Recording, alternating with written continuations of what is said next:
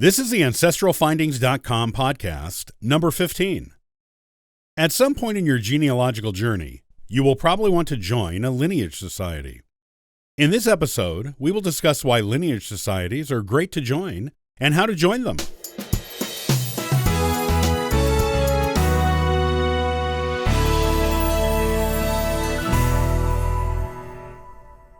When people get involved in genealogy, a lot of them will eventually become interested in lineage societies.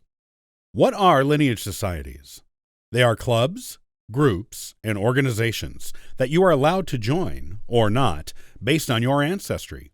For example, Daughters of the American Revolution, one of the better-known lineage societies, accepts applications for membership from women who can prove they are descended from someone who fought or provided assistance to the colonial cause in the American Revolution.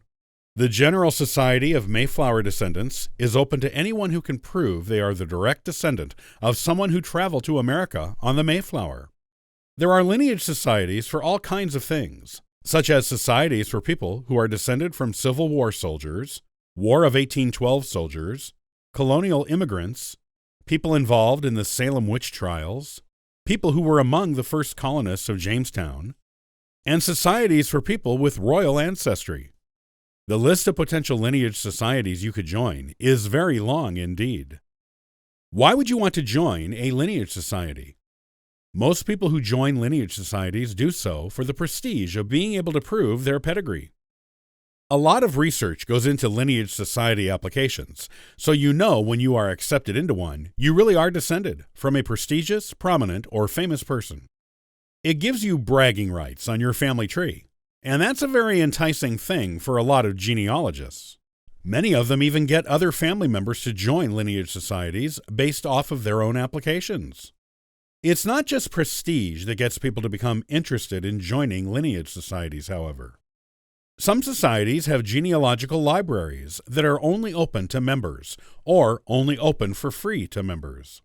The opportunity to network with other people who have similar ancestry to you is also nice. There is also a very strong possibility of you meeting a genetic relative in a lineage society, someone who is descended from the same person as you, which gives you the opportunity to exchange family information and maybe even discover new family artifacts, documents, records, and photos that you never knew still existed.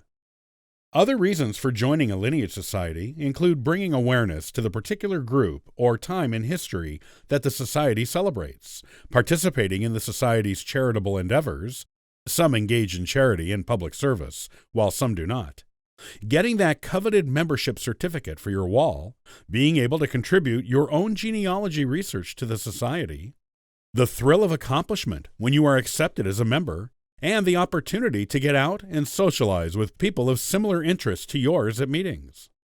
How do you join a lineage society? Do a Google search for lineage societies. You will find a long list of individual society websites and probably a site or two that lists all of the ones that are active, which is convenient for choosing which ones you're interested in joining or qualified to join. Most lineage societies have similar requirements for joining. You must prove your descent from a person who was involved in the particular thing the society celebrates. You do the proving through careful documentation that definitively connects each generation from you back to your qualifying ancestor. Depending on how long ago the event the society celebrates took place, you could be looking at a lot of documentation, some of it harder to find than others. While there are a few exceptions, nearly every lineage society will ask you to prove the birth date, death date, marriage date, and spouse, and parents for each generation, starting with you and going back to your qualifying ancestor. Most societies accept both primary and secondary sources. The difference is that with primary sources, you usually only have to provide one piece of evidence. Secondary sources typically require at least two and sometimes more pieces of evidence to prove the relationship. Primary sources are documents or artifacts that were created at the time the event occurred.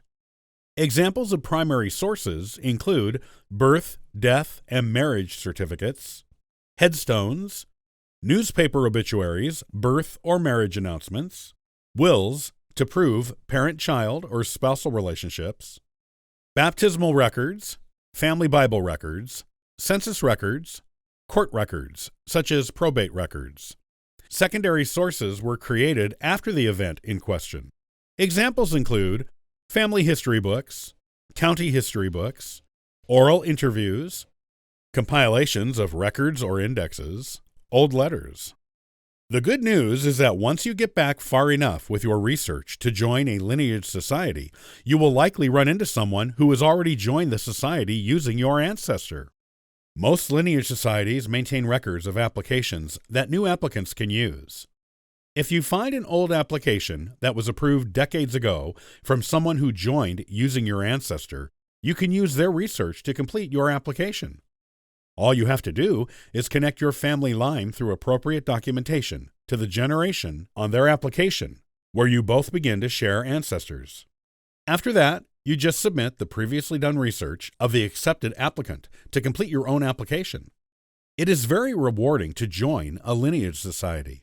Your relatives will be impressed that you did it, and even more impressed with knowledge of their own ancestry, even if they are not normally into genealogy.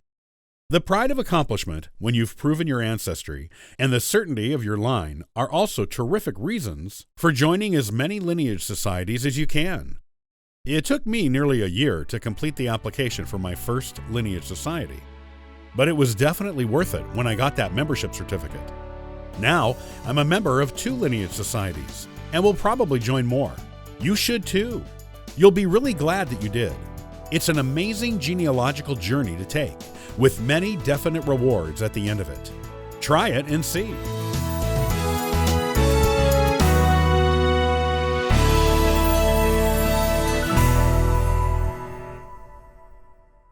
Looking for the headstones of your ancestors is a primary part of genealogy.